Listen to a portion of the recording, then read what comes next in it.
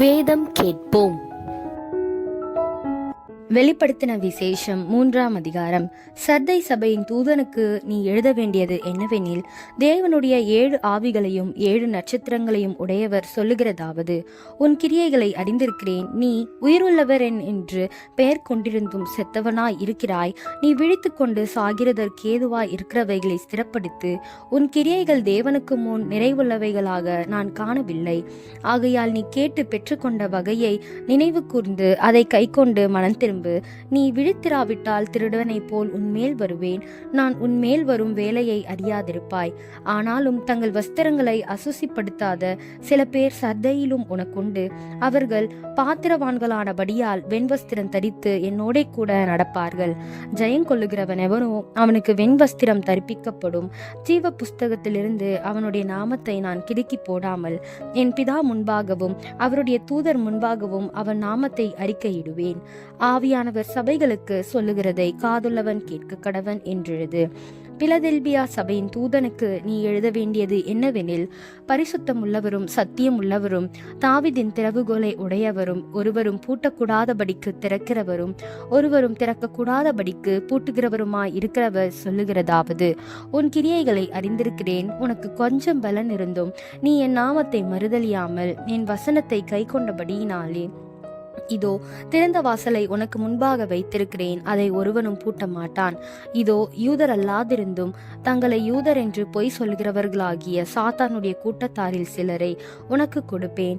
இதோ அவர்கள் உன் பாதங்களுக்கு முன்பாக வந்து பணிந்து நான் உன்மேல் அன்பாயிருக்கிறதை அறிந்து கொள்ளும்படி செய்வேன். என் பொறுமையை குறித்து சொல்லிய வசனத்தை நீ காத்து கொண்டபடியினால் பூமியில் குடியிருக்கிறவர்கள் சோதிக்கும்படியாக பூச்சக்கரத்தின் மேலெங்கும் வரப்போகிற சோதனை காலத்திற்கு தப்பும்படி நானும் உன்னை காப்பேன். இதோ சீக்கிரமாய் வருகிறேன். ஒருவனும் உன் கிரீடத்தை எடுத்துக்கொள்ளாதபடிக்கு உனக்குள்ளதை பற்றி கொண்டிரு. ஜெயங்கொள்ளுகிறவன் எவனோ அவனை என் தேவனுடைய ஆலயத்திலே தூணாக்குவேன். அதினின்று அவன் ஒரு காலும் நீங்குவதில்லை. என் தேவனுடைய நாமத்தையும் என் தேவனால் பரலோகத்தில் இருக்கிற புதிய எருசலேமாகிய என் தேவனுடைய நகரத்தின் நாமத்தையும் என் புதிய நாமத்தையும் அவன் மேல் எழுதுவேன். ஆவியானவர் சபைகளுக்கு சொல்லுகிறதை காதுள்ளவன் கேட்க கடவன் என்றெழுது. லவோதேக்கியா சபையின் தூதனுக்கு நீ எழுத வேண்டியது என்னவெனில், உண்மையும் சத்தியமும் உள்ள சாட்சியும் தேவனுடைய சிருஷ்டிக்கு ஆதியுமாய் இருக்கிற ஆமீன் என்பவர் சொல்லுகிறதாவது: உன் கிரியைகளை அறிந்திருக்கிறேன். நீ குளிரும் இல்லாமல் அனலும் இல்லாமல் குளிரையாவது அனலையாவது இருந்தால் நலமாயிருக்கும். இப்படி நீ குளிரும் அன்றி அனலும் இன்றி வெதுவெதுப்பாய் இருக்கிறபடியினால் உன்னை என் வாயினின்று வாந்தி பண்ணி போடுவேன்.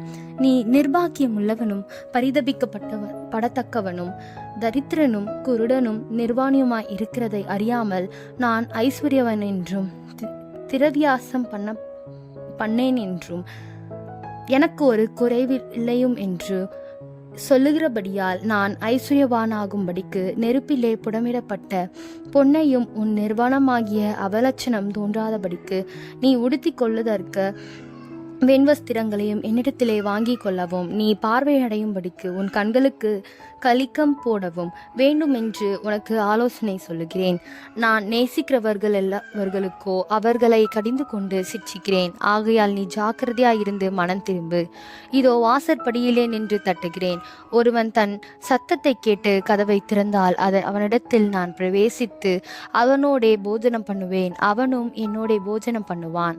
நான் ஜெயங்கொண்டு என் பிதாவினுடைய சிங்காசனத்திலே அவரோடே கூட உட்கார்ந்தது போல ஜெயங்கொள்ளுகிறவன் எவனும் அவனும் என்னுடைய சிங்காசனத்தில் என்னோட கூட உட்காரும்படிக்கு அருள் செய்வேன். ஆவியானவர் சபைகளுக்கு சொல்லுகிறதை காதுள்ளவன் கேட்க கடவன் என்றெழுது என்றார்.